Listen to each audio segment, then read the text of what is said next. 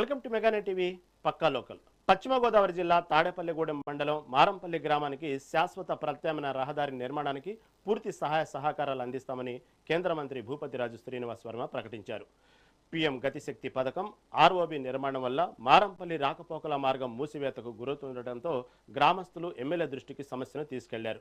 దీనిపై స్పందించిన తాడేపల్లిగూడెం ఎమ్మెల్యే ప్రభుత్వ విప్ బొలిశెట్టి శ్రీనివాస్ తన సొంత నిధుల నుండి 10 లక్షల రూపాయలు ఇవ్వగా గ్రామస్తులు మరో 10 లక్షల రూపాయలు సమీకరించారు. భీమవరం కలెక్టరేట్లో కలెక్టర్ చదలవాడ నాగరాణి సమక్షంలో జరిగిన ఈ సమావేశంలో ఈ మొత్తం 20 లక్షల రూపాయలను భూమి నష్టపోతున్న 6 రైతులకు అడ్వాన్స్గా కేంద్ర మంత్రి చేతుల మీదుగా అందజేశారు. ఆ గ్రామానికి రైల్వే ట్రాక్ నుంచి రోడ్డు ఉండేది. ఇప్పుడు గౌరవ మంత్రి గారు శ్రీనివాస్ వర్మ గారు అక్కడ గతిశక్తిలో ఆ గేటు వల్ల ప్రమాదాలు జరుగుతున్నాయి కాబట్టి అన్ని గేట్లు కూడా మూసేయాలనే స్కీమ్ లో మరి మనకి 3 ఫ్లైఓవర్ను శాంక్షన్ చేయడం జరిగింది. దాంట్లో భాగంగా మారంపల్లి టెండర్ అయింది, అది పనిచేస్తానికి కాంట్రాక్టర్ వచ్చారు. ఆ బ్రిడ్జి కనుక వేస్తే ఆ గ్రామంలోకి వెళ్ళడానికి దారి ఉండదనే ఉద్దేశంతో మరి ఆయన కూడా చెప్పడం జరిగింది. చెప్పినప్పుడు మరి అక్కడ వెళ్ళడానికి దారి లేదు, దారికి మరి ఒక 4-5 రైతులు అందరితో సంప్రదించడం జరిగింది. అక్కడ 60-70 లక్షల రూపాయలు పైన మార్కెట్ ఉంటే ఆ రైతులు కూడా 50 లక్షల రూపాయలు రేటు కట్టి మనకి సహకరించి వాళ్ళకి చిన్న చిన్న సమస్యలు ఉంటే మా సమస్యలు తీర్చమని అడగడం కూడా జరిగింది. జిల్లా కలెక్టర్ గారికి శ్రీనివాస్ వర్మ గారికి కూడా తెలియజేసి వాళ్ళందరూ కూడా వివరణ ఇప్పించి ఆ కార్యక్రమం చేపట్టాం ఈరోజు. అదేవిధంగా ఆ గ్రామస్తులు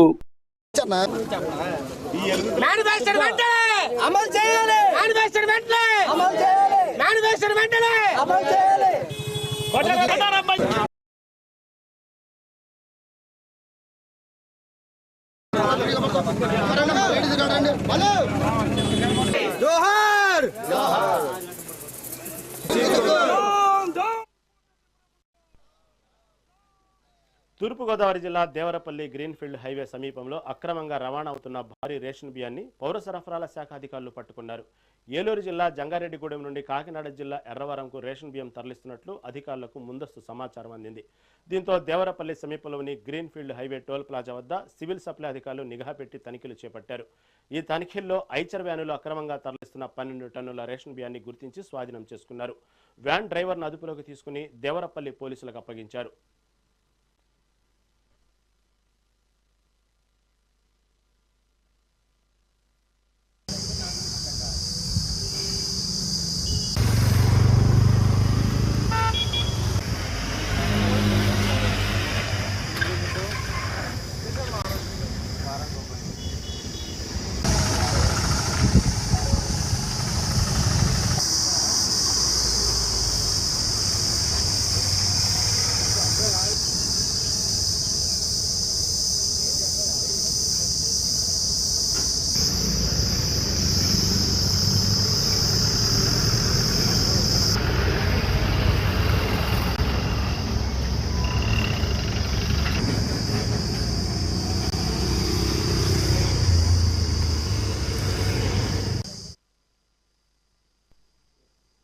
కడప జిల్లా ప్రొద్దుటూరు 2 టౌన్ పోలీస్ స్టేషన్ పరిధిలో ఇటీవల జరిగిన భారీ చోరీ కేసును పోలీసులు ఛేదించారు. జూన్ 2న కొర్రపాడు రోడ్డులోని ఓ ఆయిల్ మిల్లులో బీరువా పగలగొట్టి 11.20 లక్షల రూపాయల నగదు అపహరించిన ఘటనలో 2 నిందితులను అరెస్టు చేశారు. మిల్లు యాజమాని జనార్దన్ ఫిర్యాదు మేరకు పోలీసులు కేసు నమోదు చేసి దర్యాప్తు చేపట్టారు. మిల్లులో పనిచేస్తున్న కిరణ్ను అదుపులోకి తీసుకుని విచారించారు. విచారణలో అతడు తన స్నేహితుడు ఉత్తయ్యతో కలిసి చోరీకి పాల్పడినట్లు అంగీకరించాడు. నిందితుల వద్ద నుంచి చోరీ సొమ్ములో 11 లక్షల రూపాయలను పోలీసులు స్వాధీనం చేసుకున్నారు.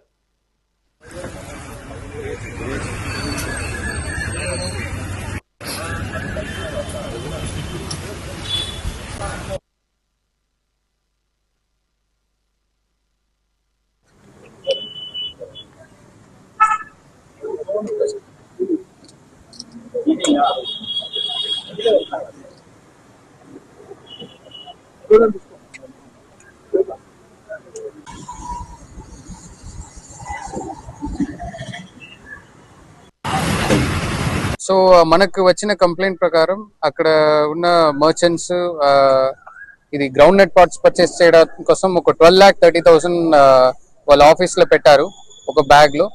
అది అన్ని మిస్ అయిపోయింది. అండ్ పాత బయట లాక్ కూడా పగిలి కొట్టారు ఎవరో అని మనకు కంప్లైంట్ వచ్చింది. మనం అక్కడ వెళ్ళి సీన్ ఆఫ్ క్రైమ్ చూసినప్పుడు అక్కడ ఉన్న కెమెరా CCTV కెమెరాస్ కూడా డిస్కనెక్ట్ అయింది. సో అప్పుడు మనకు డౌట్ వచ్చింది, ఎవరైనా ఇన్సైడర్ జాబ్ ఉండవచ్చు, లోపల అన్ని తెలిసిన వాళ్ళే ఆ CCTV సిస్టమ్ గురించి, ఓనర్స్ ఎక్కడ డబ్బులు పెడతారు అన్ని ఇన్ఫర్మేషన్ ఉంటున్న వాళ్ళే చేస్తారు అని ఒక డౌట్ మనకు వచ్చింది. అండ్ అప్పుడు మనం వేరు పక్కన ఉన్న CCTV కెమెరాస్ అండ్ పక్కన సస్పెక్ట్స్ ఇంటర్గేషన్ అన్ని చూసిన తర్వాత అతను అప్పుడు అబ్స్కాండింగ్ లో ఉన్నాడు. యాక్చువల్లీ అతని ఇల్లు ప్రొదటూరులో ఉంది, బట్ అబ్స్కాండింగ్ లో ఉన్నాడు కాబట్టి మనం అండ్ అతను ఇంటర్గేట్ చేస్తే మనకు కేసు బ్రేక్ ఓపెన్ అయింది. యాక్చువల్లీ ఏమైందంటే ఇతను కిరణ్ కుమార్ అండ్ దేవగడి గుప్తా ఇద్దరు అక్కడే పని చేస్తున్న వాళ్ళు. కిరణ్ కుమార్ ఇన్ఫాక్ట్ లోపల పని చేస్తాడు. అతనికి తెలుస్తుంది వాళ్ళ ఓనర్ ఎక్కడ డబ్బులు పెట్టాడు, ఎంత డబ్బులు ఎప్పుడు ఎక్కడ డబ్బులు పెట్టాడని అతనికి తెలిసింది. కాబట్టి on the midnight of 29th and 30th ఆ రోజు అతను వెళ్ళి taking the help of Devagadi Uttayya broke open the outside lock. దాని ముందు CCTV కట్ చేసిన తర్వాత లోపల వెళ్ళి తీసుకువెళ్ళి వెళ్ళిపోయాడు. సో మనకు వచ్చిన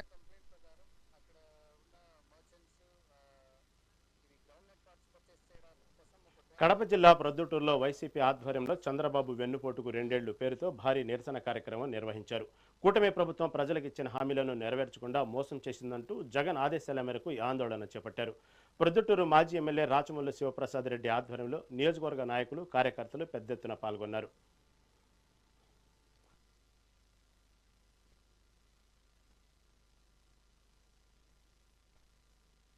నన్ను గెలిపించండి, నేను అధికారంలోకి వచ్చిన వెంటనే ఈ రాష్ట్రంలో ఎంతమంది ఆడపిల్లలకు 18 సంవత్సరాలు నిండి ఉంటాయో 59 సంవత్సరాల వయసు వరకు ఉండే వాళ్లకు ఎంతమంది ఇంట్లో ఉంటే అందరికీ 1500 రూపాయలు మీ అకౌంట్లో ప్రతి నెల 1వ తారీఖున జమ చేస్తా. ఇంకా ఆయన హాస్యంగా కూడా మాట్లాడినాడు, 3 పర్వాలే 4 పర్వాలే, ఓపిక ఉంటే ఇంకా కనండి వాళ్ళకు కూడా డబ్బులు ఇస్తా అని చెప్పినాడు. మరి ఈరోజు మేము అడుగుతా ఉన్నాం, మా అక్క చెల్లెమ్మల తరపు నుంచి అడుగుతా ఉన్నాం, 18 సంవత్సరాల నుండి 59 సంవత్సరాల వరకు వయసు ఉండే ఆడపిల్లలందరి తరఫున అడుగుతున్నాం. మరి 2 సంవత్సరాలు గడిచింది, 24 నెలలు అయింది, 1 రూపాయి కూడా నువ్వు ఇవ్వకపోతివే, ఇది మోసం కాదా అని అడుగుతున్నాం మేము. 50 సంవత్సరాలు నిండిన SC, ST, BC, మైనారిటీ, ముస్లిం అందరికీ 50 సంవత్సరాలు నిండితే 4000 రూపాయలు పెన్షన్ ఇస్తానని చెప్పినావు. ఇక్కడ ఉండే వాళ్ళల్లోనే ఈ ప్రొద్దుటూరు నియోజకవర్గంలోనే 1000 మంది ఉన్నారు 50 సంవత్సరాలు నిండిన వారు, లక్షల మంది ఉన్నారు. ఒక్కరికన్నా 50 సంవత్సరాలు నిండిన వారికి నువ్వు పెన్షన్ ఇచ్చినావా అని అడుగుతా ఉన్నాం. నిజంగా నువ్వు ఇచ్చిన మాట ప్రకారం పెన్షన్ ఇచ్చి ఉంటే నెలకు 4000 చొప్పున సంవత్సరానికి 48,000, 2 సంవత్సరాలకు 96,000 రూపాయలు, ఒక్కొక్క లబ్ధిదారునికి 96,000 రూపాయలు మోసం చేసిన నిన్ను ఎందుకు మోసం చేసినావు అని చెప్పి 420 కేసు పెట్టి జైల్లో పెట్టకూడదు అని ప్రశ్నిస్తా ఉన్నాం. 60 సంవత్సరాలు నిండితే సామాజిక పెన్షన్ అందరికీ, వికలాంగులకు, వితంతువులకు, మహిళలకు, పురుషులకు ఎవరైతే ఉన్నారో 60 సంవత్సరాలు నిండిన వాళ్ళందరికీ పెన్షన్ ఇస్తున్నాడు జగన్మోహన్ రెడ్డి. ఎట్లా? రాజ్యాంగబద్ధంగా ప్రతి 6 మాసాలకు ఒక్కసారి మీ ఇంటికాడికి పెన్షన్ సచివాలయ సిబ్బంది ద్వారా, వాలంటీర్ ద్వారా మీ ఇంటికాడికి, మీ దిండుకాడికి, మీ పరుపు కాడికి లెక్క వచ్చింది. తెల్లవారి 6 లోపలనే అవ్వా తాత అని చెప్పి. ఓటర్ల జాబితా సవరణ ప్రక్రియను అత్యంత పారదర్శకంగా, ఖచ్చితత్వంతో నిర్వహించాలని భారత ఎన్నికల సంఘం ప్రధాన కార్యదర్శి అవినాష్ కుమార్ అధికారులను ఆదేశించారు.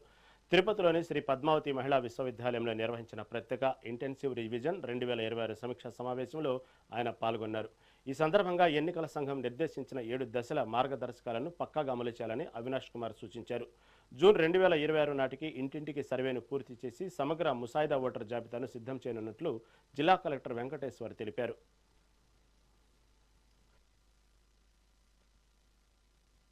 We are taking the SIR activity with utmost seriousness. In fact, our CEO sir has been continuously pursuing with all the DEOs on SIR, and also the Chief Secretary sir has started reviewing on this aspect and is checking with the DEMs and also with the EROs as to their progress on this, and also as to the shape of anomalies, everything. With respect to the SIR exercise, sir, we have trained our BLOs multiple times. We have ensured that they have good synergy with all the BLAs of various political parties to ensure that there is fairness in as the process is continued. Our motto of SIR, sir, to ensure that we get a error-free, transparent role wherein all the citizens who are residing in Andhra Pradesh, their vote is secured, and also will ensure that while preparation of during the course of SIR will also ensure Form 6 and other additional Form 6 and other claims like Form 8 money claims still while preparation of part rolls, they are outside of the polling station. We'll ensure that all families are put in one polling station, sir, as part of this exercise also. We are taking the SIR. As you are aware that the Commission has announced third phase of special intensive revision of electoral roll in 20 states as of now on 14th May 2026.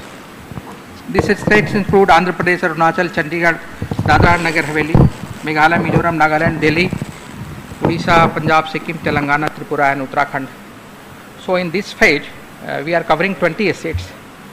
Rest of the states, first SIR ordered by the Commission in Bihar, and subsequently in few other states, their election have been taken recently. So, in our brief presentation, Sanjay will explain that how this activity will be carried out by ERO, AERO and BLOs, and what are their role, what are the role of DOs, what are the role of CO, what are the role of Election Commission. These all activities, these all procedures shall be explained by my colleague Sanjay. As you are aware, కాలేయ సంబంధిత సమస్యలతో బాధపడే రోగుల కోసం తిరుపతిలోనే ప్రత్యేక వైద్య సేవలు అందుబాటులోకి వచ్చాయి. చెన్నై కావేరీ హాస్పిటల్ ఆధ్వర్యంలో తిరుపతిలోని సన్ ఫ్రేమ్ హాస్పిటల్లో ప్రతి నెల మొదటి గురువారం ప్రత్యేక ఓపీ సేవలు అందిస్తున్నట్లు లివర్ ట్రాన్స్ప్లాంట్ నిపుణుడు డాక్టర్ వంశీధర్ రెడ్డి తెలిపారు. కాలేయ వ్యాధిగ్రస్తులు చికిత్స కోసం దూర ప్రాంతాలకు వెళ్లాల్సిన అవసరం లేకుండా సాధారణ సమస్యల నుండి క్లిష్టమైన లివర్ ట్రాన్స్ప్లాంట్ వరకు అన్ని రకాల వైద్య సేవలను ఇక్కడే అందిస్తామని వెల్లడించారు. కాలేయాన్ని కాపాడుకోవడానికి సమతుల్య ఆహారం తీసుకోవాలని, మద్యపానానికి దూరంగా ఉండాలని ఆయన సూచించారు. లక్షణాలు కనిపించిన వెంటనే వైద్యులను సంప్రదించి పరీక్షలు చేయించుకోవాలని డాక్టర్ వంశీధర్ రెడ్డి స్పష్టం చేశారు. నేను doctor Vamsidhar Reddy, consultant hepatology and liver transplantation, Kauvery hospital, Kovilambakkam, Chennai నుంచి వస్తున్నాను. ఇప్పుడు నేను తిరుపతిలో ఉన్నాను, సన్ ప్రైమ్ హాస్పిటల్లో. సో నేను ప్రతి మొదటి గురువారం ఇక్కడ అందుబాటులో ఉంటాను. నేను లివర్ సమస్యలు, ప్యాంక్రియాటిక్ సమస్యలు, గాల్ బ్లాడర్ సమస్యలు, alcoholic liver disease, fatty liver, hepatitis B, hepatitis C, లేక చాలా రోజుల నుంచి జాండిస్ ఎక్కువగా ఉండి తగ్గకపోకుండా ఉన్న పేషెంట్స్, వీటన్నిటికీ నేను చూస్తుంటాను. అండ్ నా విభాగంలో మెయిన్గా వచ్చే పేషెంట్స్ ఎక్కువగా లివర్ పేషెంట్స్ ఉంటారు.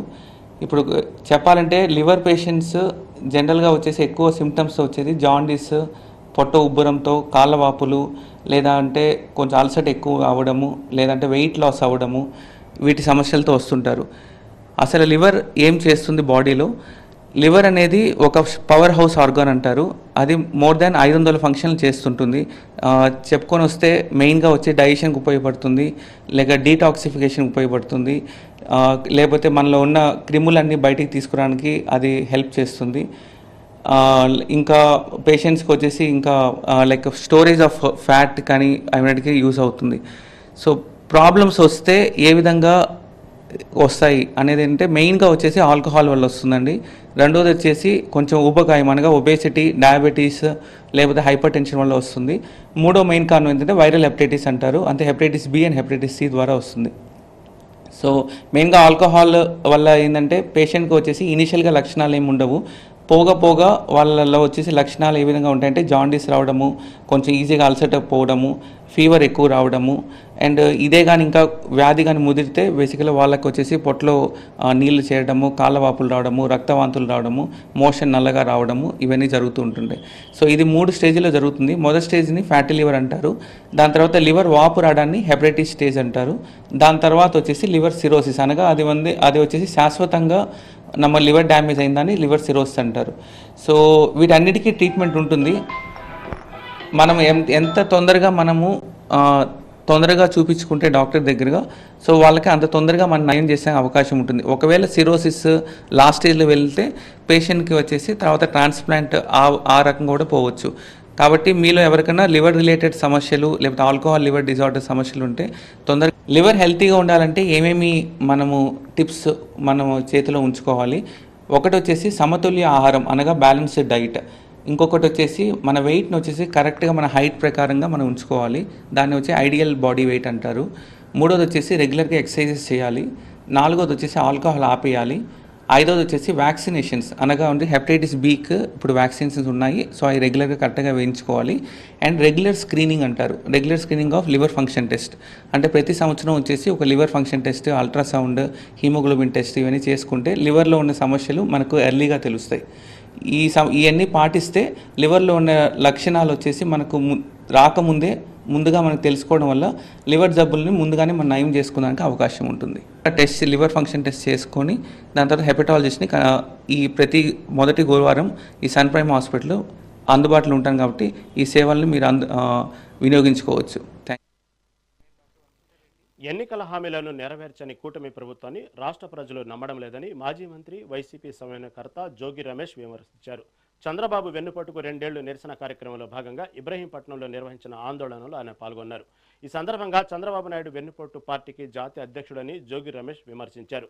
మాయమాటలు చెప్పి అధికారంలోకి వచ్చిన చంద్రబాబు సూపర్ 6 పేరుతో ప్రజలను తీవ్రంగా వంచారని మండిపడ్డారు.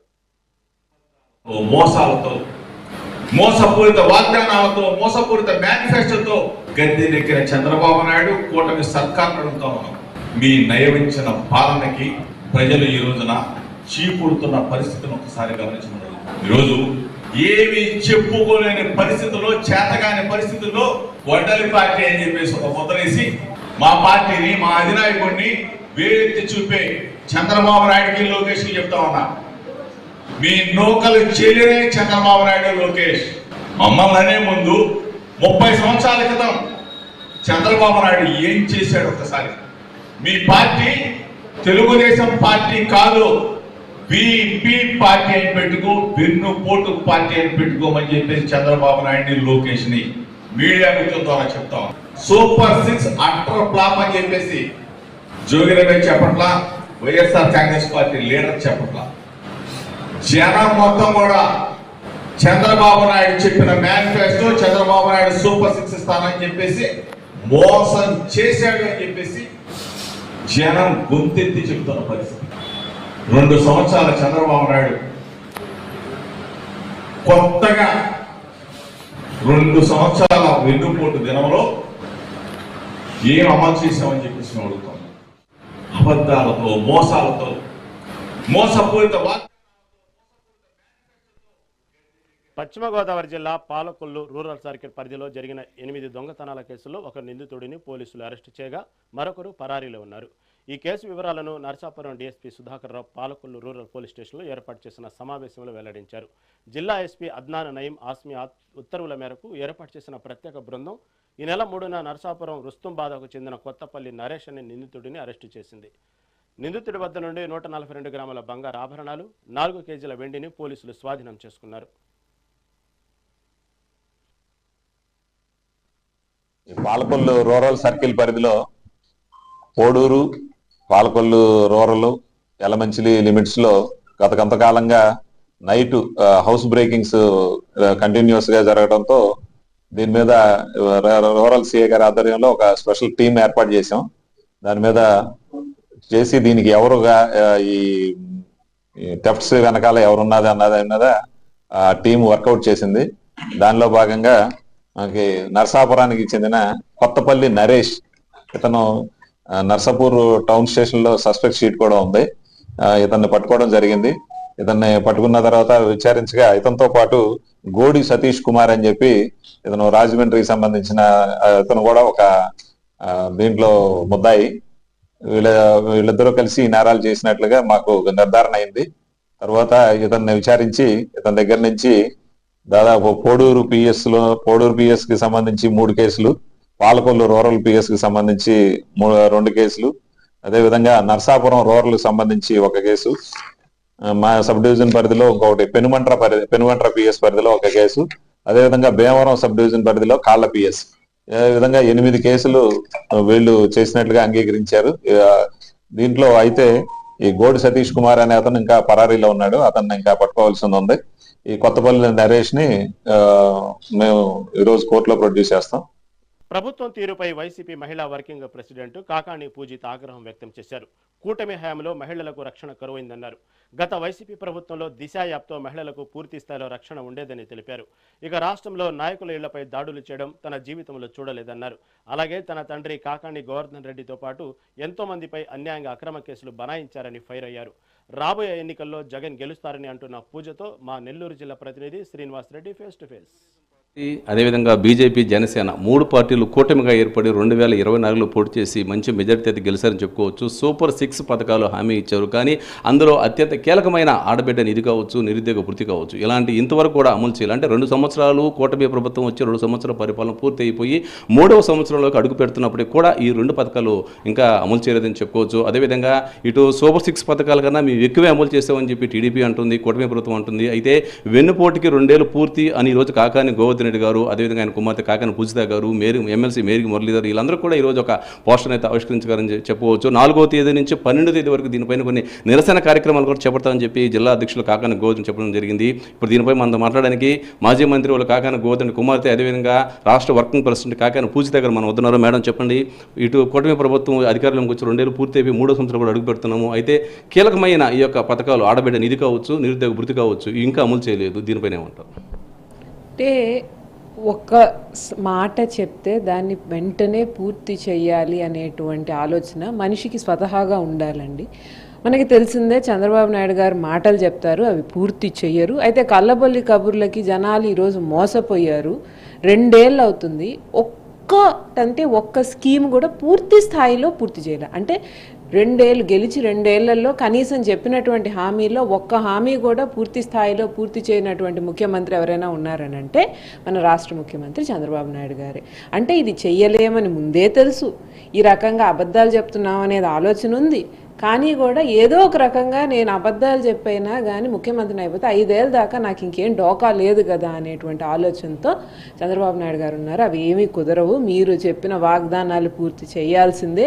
అవి చేయించేందుకే మేము వైఎస్ఆర్సీపీ పార్టీ శ్రేణులు అందరం కష్టపడుతున్నాము. ప్రజలకు మీరు అన్యాయం చేయడానికి మేము ఒప్పుకో. అయితే మహిళలకు రక్షణ కల్పించడంలో వైఎస్ఆర్ కాంగ్రెస్ పార్టీ హయాంలో కన్నా మా కూటమి ప్రభుత్వంలోనే ఎక్కువగా న్యాయం జరిగిందని చెప్పి చంద్రబాబు గారు అంటున్నారు. ఏమండి, పక్కన వాళ్ళని వదిలేయండి, రక్షణ గురించి వదిలేయండి, విత్ ప్రూఫ్స్ మీ నాయకుల మీద ఎటువంటి కథనాలు బయటకు వచ్చాయి, దానికి సంబంధించి మీరు ఏం యాక్షన్ తీసుకున్నారు? జస్ట్ ఇప్పుడు ఉండేటువంటి 4-5 అంశాలు తీసుకోండి. ఆదిమూలం గారి గురించి కానీ, కూనా రవికుమార్ గురించి కానీ, లేకపోతే అరవ శ్రీధర్ గురించి కానీ, లేకపోతే దానికి సంబంధించి ఈ మధ్య తాజాగా జనసేన జెడ్పీటీసీ గురించి కానీ, బిఆర్ నాయుడు గారి గురించి కానీ ఏమన్నా మీరు అసలు కనీసం 1% అయినా దాని మీద శ్రద్ధ పెట్టారా? ఇన్ని రకాలుగా మహిళల మనోభావాలు దెబ్బతిన్నాయి, భక్తుల మనోభావాలు దెబ్బతిన్నాయి, మహిళలు అసహించుకుంటున్నారు మిమ్మల్ని, మీరు చేసేటువంటి పనులని. అట్లాంటిది అవన్నీ పక్కన పెట్టేసి ఈరోజు మేము మహిళలకు రక్షణ ఇస్తున్నామని అంటే బయట అక్కర్లా, ఆంధ్ర రాష్ట్రంలో అక్కర్లా, మీ నాయకుల నుంచి కార్యకర్తల నుంచి బాబోయ్ మహిళని ఫస్ట్ నాకు రక్షించండి, ఫస్ట్ అది చేసి తర్వాత ఆంధ్ర రాష్ట్రం మీదకి రండి. సగం మీ నాయకుల్ని కంట్రోల్ చేస్తే చాలు, ఇబ్బంది ఉండదు. ఎందుకంటే చేసే వాళ్ళందరూ టీడీపీ నాయకులు, కార్యకర్తలు, వాళ్ళండ చూసుకొని చేసేవాళ్ళే ఉన్నారు. అంటే మీరు రక్షణ ఇవ్వట్లేదు, మీరు మహిళల సురక్ష అనేది పూర్తిగా గాలికి వదిలేసి, ఇది వరకు ఉన్నటువంటి దిశ యాప్లు, దిశ చట్టాలు, దిశ పోలీస్ స్టేషన్లు గాలికి వదిలేసి మీరు చేసింది ఏంటి? మీ పాలనలో దిశ యాప్ ఉండకూడదు, దిశ యాప్ ఉంటే దిశ చట్టాలు ఉంటే ఏంటి, ఈ క్రెడిట్ అంతా జగనన్నకి వెళ్తుంది, జగనన్న క్రెడిట్ రాకూడదు. మహిళలు రోజు అఘాయిత్యాలకి అత్యాచారాలకు పాల్పడ్డా కానీ పర్లేదు, కానీ మేము మాత్రం జగనన్నకి ఫస్ట్ పేరు రాకూడదు, ఆయన్ని తిట్టాలి, ఆయన పేరు తగ్గించాలి, ఆయనకి ఈరోజు ఉండేటువంటి ఫ్యాండమ్ తగ్గించాలనేటువంటి ఏకైక ఆలోచనతో ఈరోజు ఆ దిశ యాప్ పేరు మార్చి శక్తి యాప్ అని పెట్టి దాన్ని గాలికి వదిలేసి ఈరోజు మహిళలను గగ్గోలు పెడుతున్నారు. బయటికి వెళ్ళాలంటే భయంగా ఉంది, పిల్లల్ని చదువుకు పంపించాలంటే భయంగా ఉంది, కాలేజీలకు పంపించాలంటే భయంగా ఉంది అని చెప్పి దాని గురించి పట్టించుకోకుండా మీ పాటికి మీరు మీ భుజాలు మీరే తట్టుకొని శబాష్ అనేసుకుంటే సరిపోతుందా? మీరు వచ్చి చెప్పండి. ఇక్కడ మహిళలకు ఏదో చావు లేని ఇల్లు లేనట్టు మహిళల మీద అత్యాచారం లేని ఊరు లేదు ఆంధ్రప్రదేశ్లో. అలాంటిది మీరు చెప్పాలి ఈరోజు జగనన్న పాలనలో ఎలా ఉన్నారని చెప్పి. మీ పాలన సంగతి మీరు చూసుకోండి ఫస్ట్. మేడం, అయితే ఈరోజు వెన్నుపోటుకి 2 ఏళ్ళు అని చెప్పి ఒక బుక్ అయితే రిలీజ్ చేశారు. దాని ఉద్దేశం ఏమిటి? అంటే 2 ఏళ్ల క్రితం అంటే మామూలుగా చంద్రబాబు నాయుడు గారు పార్టీ మొదలుపెట్టిందే వెన్నుపోటుతో. ఆయన రాజకీయ జీవితంలో రకరకాలైనటువంటి వెన్నుపోట్లు చూసాము. వాటి గురించి మనం పెద్ద మాట్లాడబడలేదు. కానీ ప్రజలకి ఆయన వెన్నుపోటు 2 ఏళ్ళు అయిపోయింది.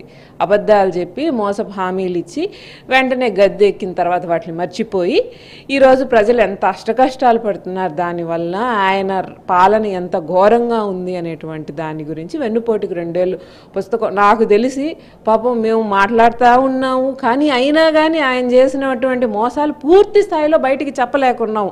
1-2 పాపం చెప్తుంటే ఆయాసం వచ్చేట్టుంది మనుషులకి. అందుకని పాపం ప్రజలకు పూర్తిగా తెలియడానికి ఒక పుస్తకం, బాబు ఇంత జరిగింది మీకు తెలియట్లేదు అని చెప్పి ప్రజలందరికీ ఆ పుస్తకం ఇచ్చి ఇదిగో మీకు ఇంత మోసం జరిగిందనేటువంటిది చెప్పాలనేటువంటి ప్రయత్నం.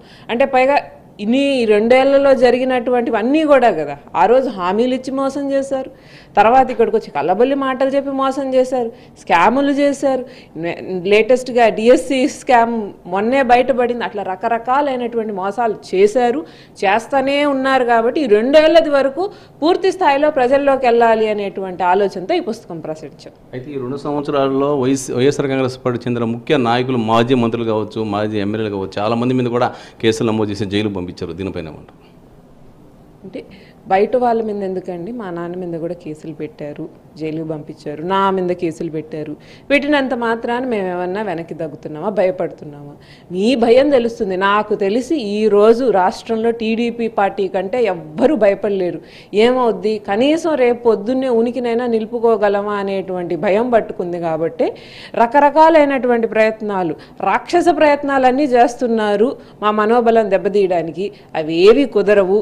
మా వెనకాల జగనన్న ధైర్యం ఉంది, మా నాయకుడు ఉన్నంత వరకు మీరు ఇటువంటి ఎన్ని చెత్త ఆలోచనలు చేసినా కానీ, ఎన్ని రాక్షస ప్రయత్నాలు చేసినా కానీ మేము వెనక్కి తగ్గము. మేము ప్రజలకు మీరు చేస్తున్న అన్యాయాన్ని అనగదొక్కడానికి ప్రతిరోజు నడుంగట్టి సిద్ధంగా ఉన్నామనేది మీరు గుర్తుపెట్టుకోవాలి. Thank you madam. ఇది పరిస్థితి. ఈ యొక్క 2 సంవత్సరాల పరిపాలనపై ఇప్పటివరకు మనతో కూడా ఇటు వైఎస్ఆర్ కాంగ్రెస్ పార్టీ రాష్ట్ర వర్కింగ్ ప్రెసిడెంట్, అదేవిధంగా మాజీ మంత్రి కాకాని గోవర్ధన్ కుమార్తె కాకాని పూజిత గారు తీవ్రంగా స్పందించారని చెప్పుకోవచ్చు. ఈ 2 ఏళ్ల పరిపాలనలో రాష్ట్రంలో రాక్షస పాలన కొనసాగిందని చెప్తూ ఉన్నారు. ఆడబిడ్డకి ఎక్కడ కూడా రక్షణ అనేది కరువైందని, జగన్మోహన్ రెడ్డి ప్రభుత్వంలో ఈ యొక్క దిశ యాప్ తీసుకువచ్చి అందరికీ రక్షణ కల్పించారని, ఒక్క రింగ్ ఇస్తే సెకండ్స్లో పోలీసులు అక్కడికి వెళ్ళి ఆ ఆడబిడ్డను కాపాడేవారని, ఇప్పుడు అలాంటి దిశ యాప్ అనేది లేకుండా చేశారని చెప్పి ఆవేదన వ్యక్తం చేశారు. అదేవిధంగా అక్రమ కేసులు బనాయించి తన తండ్రిని అంటే మాజీ మంత్రి కాకాని గోవర్ధన్ని అన్యాయంగా ఇటు 84 రోజులు జైల్లో పెట్టారని చెప్పి ఆవేదన వ్యక్తం చేశారు. అదేవిధంగా రాష్ట్రం మొత్తం మీద కూడా మాజీ మంత్రులని, ఎమ్మెల్యేలను కూడా ఇటు కూటమి ప్రభుత్వం కక్ష సాధింపులతో జైల్లో పెట్టారని, ఈ 2 సంవత్సరాలలో కూటమి ప్రభుత్వం ఏదైనా చేసింది అంటే ఈ యొక్క మాజీ మంత్రులని, మాజీ ఎమ్మెల్యేలని, ముఖ్యమైన నాయకుల్ని దొంగ కేసులు పెట్టి జైల్లో పెట్టడమే వాళ్ళు చేసిందన్నారు. అదేవిధంగా ఆడబిడ్డ నిధి, నిరుద్యోగ భృతి ఈ 2 ఖచ్చితంగా అమలు చేయాలని చెప్పి డిమాండ్ చేశారు. అదేవిధంగా ఈ యొక్క వెన్నుపోటుకు 2 సంవత్సరాలు అని ఈరోజు ఒక పోస్టర్ రిలీజ్ చేశారు. దీనిపైన 4వ తేదీ నుంచి 12వ తేదీ వరకు నిరసన కార్యక్రమాలు చేపడతామని చెప్పి కాకాని పూజిత చెప్పడం జరిగింది. కెమెరామెన్ సునీల్తో శ్రీనివాసరెడ్డి, నెల్లూరులోని వైఎస్ఆర్ కాంగ్రెస్ పార్టీ జిల్లా కార్యాలయం నుండి. రైట్, ఇవి ఇప్పటివరకున్న పక్కా లోకల్ అప్డేట్స్. చూస్తూనే ఉండండి మెగా 9 టీవీ.